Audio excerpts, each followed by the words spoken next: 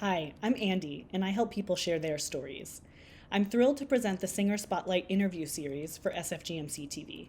And today, I'm excited to introduce you to Gilberto, who will tell you a story about growing up in San Francisco and finding more love and acceptance than he thought possible. My name is Gilberto Esqueda, Gilbert. I'm from San Francisco, California, born and raised. So, yes, I'm a unicorn. And I am a tenor one, upper tenor one, and I've been in the chorus for 2 years. Now, looking back over the last 2 years, what's been the most rewarding part of chorus? I would say the most rewarding part has been the friendships that I've had. Growing up, when middle school, I was a guy that went to libraries. I spent all of my recesses and lunches in the libraries.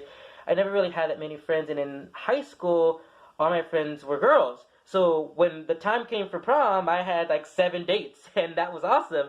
But I never really had gay friends. I never really had friends that were boys.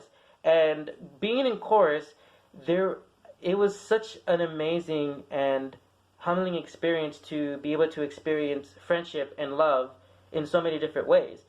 And I say that because we experience it through our activism, through song, and through my friendships. And to be able to go out, whether it's through rhythm or whether it's through sing outs or concerts that we do, to be able to have that experience with my musical brothers, and they do mean that way to me, I don't feel lonely anymore. It feels very fulfilling to me, and it feels like I'm complete. Like I have that musical presence in my life again, and I also have that friendship. I have that love and that companionship, and that I can learn so much. There's so much wisdom to be learned from people in chorus, and there's so much, art that we can make. And the fact that we can do it on stage, to sold out concerts, yeah. How did you end up coming out? That was right after college, and I remember storing up all this bravery of wanting to be honest with my family, and I remember we were sitting at the kitchen table, and I forgot what the beginning of the subject was, but we were just talking about, what's new in our life, and that life is so short, and that, let's just share more about what's going on with ourselves. And, but my family was very close knit, as I said before. So, we wanted to just talk about it. So my dad was like, oh, so, what's new with you? Are you seeing anybody? And I was like, yes, I am seeing someone. And he's like, oh, what's her name? And I said, well, his name. And everyone, I remember there was like huge silence, and my heart was racing. I was so nervous about that moment because I knew that I was sharing a truth about myself.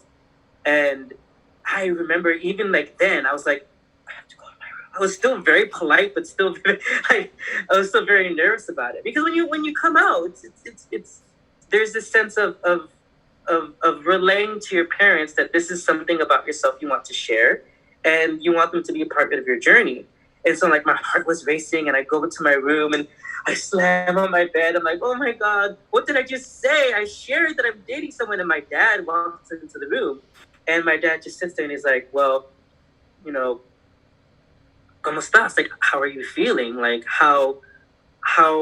what's going on? I sensed there was this about you, but I just want you to know that I love you, and I want you to be safe. And through that conversation, a lot of the conversation was that he knew that being gay is a journey that may be difficult or may not be difficult. And one of the things that I've learned is that love is realizing what's best for the other person.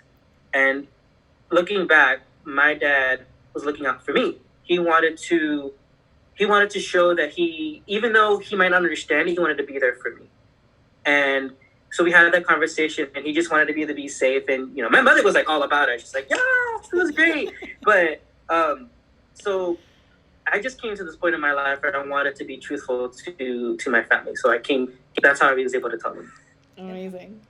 If there's a kid or a young person out there watching who shares some part of their identity or background with you, what would you tell them? They should trust their own path. They should trust their own journey, and that it's okay to have your own journey. And some people stay for a day, some people stay for a lifetime. But just to trust your heart and trust your journey, trust yourself in that. Don't feel like you have to be a certain type of gay person or dress a certain way or talk a certain way.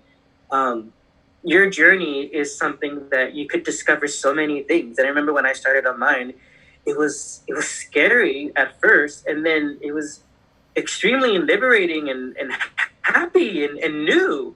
And I would wish that upon anybody.